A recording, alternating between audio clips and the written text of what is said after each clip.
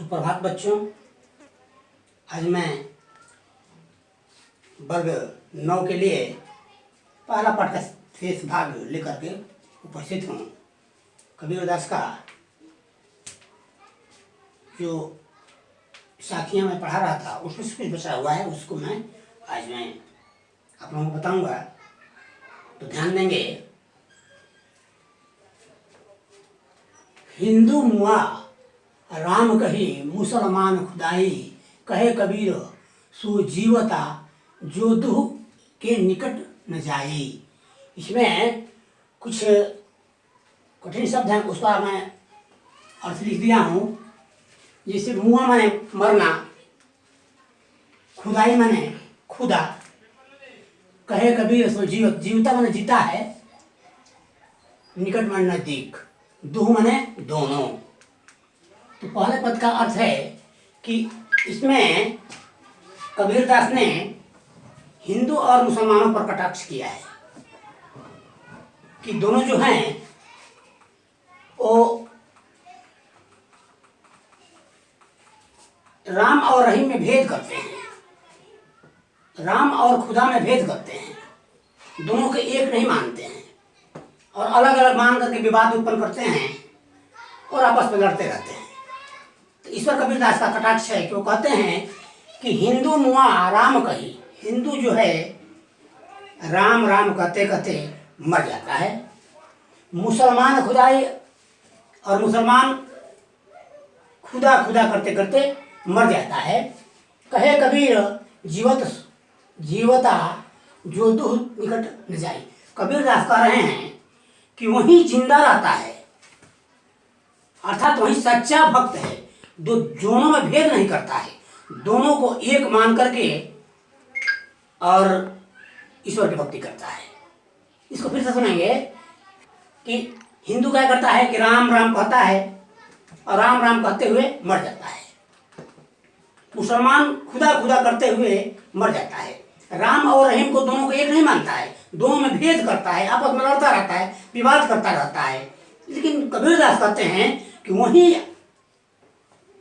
आदमी जो है, व्यक्ति जो है सच्चा भक्त है, जो दोनों में विवाद नहीं करता, जो औरों को अलग मान करके भजन नहीं करता, भक्ति नहीं करता, बल्कि दोनों को एक मान करके, जो व्यक्ति दोनों को एक मानता है और दोनों को एक मान करके भक्ति करता है, वही वो संसार में सच्चा भक्त है और वही संसार में जिंदा रह सकता है। दूसरा है काबा फिर काशी भया, राम ही भया रहीम, मोटा चून मैदा भया, बैठ कबीरा जिम। जिम माने भोजन करना, खाना। काबा माने मुसलमानों के तीर्थ स्थान का नाम है काबा, जहाँ लोग हज करने के लिए मुसलमान जाते हैं। काशी माने जानते हैं, काशी बनारस, काशी। राम ही रहीम। मोटा माने मोटा जानते ही हैं, मोटा माने मोटा, चून माने आटा, मैदा माने भी आटा, भया बैठ से कबीरा जिम।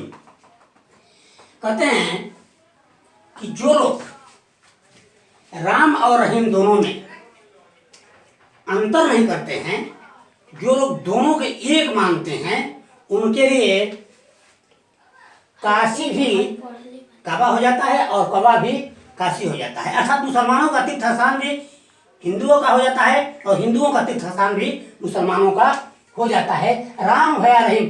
और जो लोग दोनों में भेद नहीं करते हैं, उनके लिए राम भी रहीम के समान है, अर्थात राम भी खुदा के समान है और खुदा भी राम के समान है, दोनों में कोई अंतर नहीं है। जैसे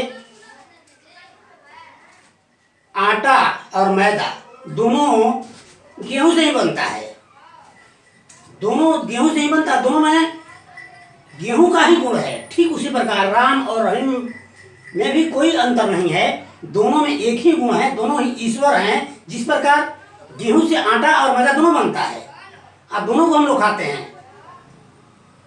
और एक का नाम आटा रख दिए हैं, एक का नाम मैदा रख दिए हैं, जबकि दोनों में कोई अंतर नहीं। ठीक उसी प्रकार कबीरदास कहते हैं कि काबा और काशी में कोई अंतर नहीं है। जिन लोगों को अगर भेद नहीं है तो उनके लिए काबा भी काशी के समान है और काशी भी काबा के समान है, और राम भी रहीम के समान है, अर्थात खुदा के समान है, और खुदा भी राम की तरह हैं। कहते हैं कि कबीरदास कि मैं दोनों में भेद नहीं करता, मैं दोनों को एक मान करके और उनकी भक्ति करता हूँ। अब है ऊंचा कुल का जन्मिया जे करनी ऊंच ना हो। ऊंचा कुल माने वंश, कुल माने वंश, जन्मिया माने जन्म लेना, लेने वाला, करनी माने कार्य कर्म, सुवर्ण कलश सुरा भरा, सुवर्ण माने सोने, कलश माने कलश, सोने का कलश, सुरा माने मदिरा शराब, साधु निंदा सोई। कहते हैं कबीरदास कि ऊंचे कुल में जन्म लेने से कोई भी व्यक्ति ऊंचा नहीं हो सकता है, बड़ा नहीं हो सकता है। कबीरदास का कहना है कि ऊंचे कुल में जन्म लेने से, कुलीन घराने में जन्म लेने से कोई भी व्यक्ति ऊंचा नहीं हो सकता है। व्यक्ति ऊंचा या श्रेष्ठ कब होता है? जब वो अपना अच्छा कर्म करता है। जब व्यक्ति अच्छा कर्म करता है तभी जाकर के वो श्रेष्ठ होता है। ऊंचे कुल में जन्म लेने से कोई भी व्यक्ति ऊंचा नहीं हो सकता है, वो अपने कर्मों से बड़ा होता है या छोटा होता है। जब मान लीजिए कि सुवर्ण कलश सुरा भरा, एक सोने का कलश है, खड़ा है और उसमें मदिरा भरा हुआ है, तो घड़ा का कोई दोष नहीं है। सुरा भर जाने से, घड़ा में सोने के घड़े में शराब के भर जाने से घड़े की भी बदनामी हो जाती है, जबकि घड़े का उसमें कोई दोष नहीं है। क्या होता है कि सोने के कलश में यदि मदिरा डाल दिया जाए तो मदिरा कभी भी श्रेष्ठ नहीं हो सकता है, कलश की भी बदनामी होती है। अर्थात मदिरा के होने से सोने का कलश भी बदनाम हो जाता है, उसी भी शिकायत हो जाती है। उसी प्रकार साधु निंदा सोई।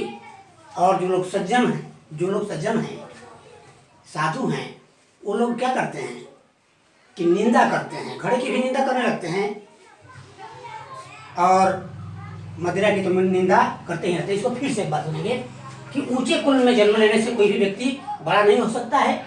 जब तक उसका कार्य जो है वो बड़ा नहीं होगा तब तक वह व्यक्ति बड़ा नहीं हो सकता है। जैसे सोने के कलश में, घड़े में मदिरा भर देने से मदिरा जो है वो अमृत नहीं हो सकता है, और उसके भर जाने से घड़े की भी बदनामी होती है। साधु निंदा सोई। और साधु जो संत लोग हैं, सज्जन लोग भी हैं, उनकी भी बदनामी हो जाती है। धन्यवाद।